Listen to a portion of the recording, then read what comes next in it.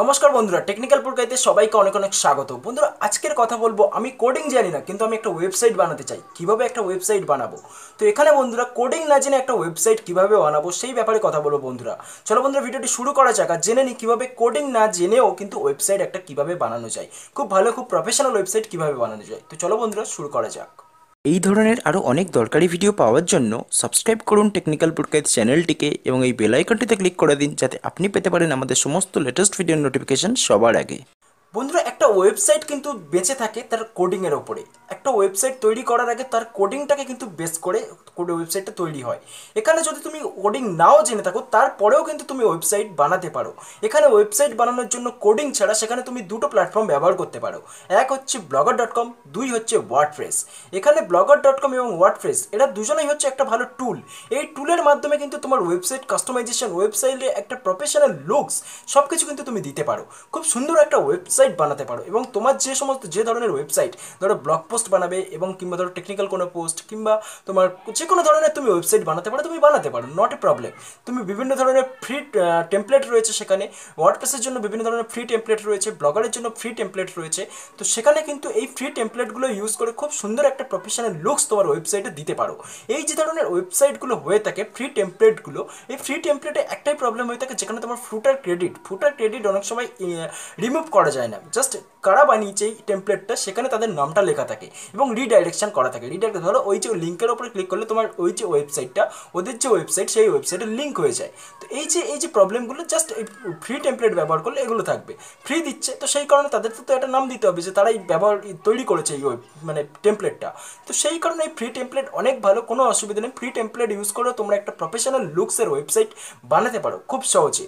আর খুব সহজে কিন্তু ওয়েবসাইট বানানোর জন্য blogger.com is the best choice. And another one choice is that is WordPress. ওয়ার্ডপ্রেসে তুমি টাকা দিয়ে তোমাদেরকে ওয়েবসাইট বানাতে হয়। টাকা দিয়ে বলতে কি, তোমাকে হোস্টিং কিনতে হবে এবং তোমাকে ডোমেন কিনতে হবে। আর ওয়ার্ডপ্রেসের ওয়েবসাইট কিন্তু খুব তাড়াতাড়ি র্যাঙ্ক করে যায়, যেখানে তুমি অনেক তাড়াতাড়ি ট্রাফিক পেয়ে যাবে। গুগল থেকে ট্রাফিক পাবে, ইয়াহু, বিং, মানে বিভিন্ন সার্চ ইঞ্জিন থেকে খুব তাড়াতাড়ি তুমি কিন্তু, যদি কাজ জানো ভালো করে ওয়েবসাইটে, তাহলে কিন্তু খুব তাড়াতাড়ি তুমি ওয়ার্ডপ্রেস দিয়ে অনেক টাকা ইনকাম করতে পারো। অনেক টাকা তুমি নিজের পকেটে নিয়ে আসতে পারো। খুব তাড়াতাড়ি তোমার ওয়ার্ডপ্রেসের ওয়েবসাইট র্যাঙ্ক করাতে পারো গুগল সার্চ ইঞ্জিনে। আর যদি তুমি blogger.com দিয়ে করো, তাহলে তোমাকে একটু সময় দিতে হবে, একটু খাটতে হবে, অনেকগুলো পোস্ট লিখতে হবে। তারপরে কিন্তু তুমি একটা সময় গিয়ে সাকসেস পাবে। সাকসেস অবশ্যই পাবে, blogger.com থেকেও পাওয়া যায়। কিন্তু blogger.com একটু কষ্ট করতে হবে, কারণ blogger.com এর সাইটটা এমনভাবে বানানো হয়েছে যেখানে কিন্তু blogger.com it's a diary, it's looks like a diary.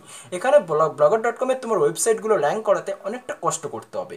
তো wordpress.com এ তুমি সেখানে টাকা দিয়ে করলে তোমার অবশ্যই টাকা দিয়ে তো করবে, তোমাকে ডোমেন কিনতে হবে, হোস্টিং কিনতে হবে। blogger.com এর সুবিধাটা কি হয় না, blogger.com এর হোস্টিংটা তোমাকে কিনতে হবে না।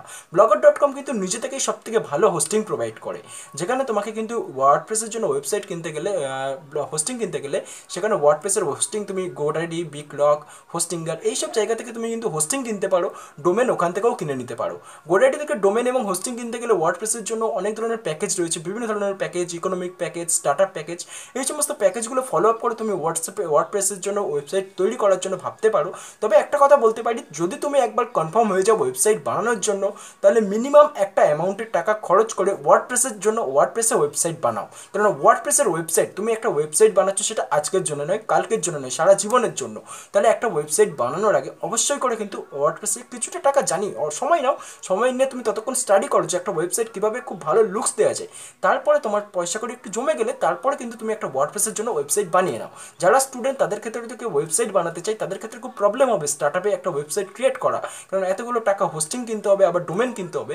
সব কিছু মিলিয়ে একটু ওয়েট করো, তারপর স্টাডি করো ততক্ষণ, তারপর কিন্তু একটা ওয়েবসাইট বানানোর জন্য ওয়ার্ডপ্রেস ইউজ করো। blogger.com ইউজ করো না, তার কারণ blogger.com এর র্যাঙ্ক করানোর ওয়েবসাইটটাকে অনেকটা প্রবলেমেটিক হয়ে থাকে। তো সেখানে কিন্তু WordPress website is the best solution. তো বন্ধুরা, আশা করছি ভিডিওটি তোমাদের ভালো লাগবে। কীভাবে একটা ওয়েবসাইট বানানো যায় কোডিং ছাড়াও তোমাদেরকে জানালাম।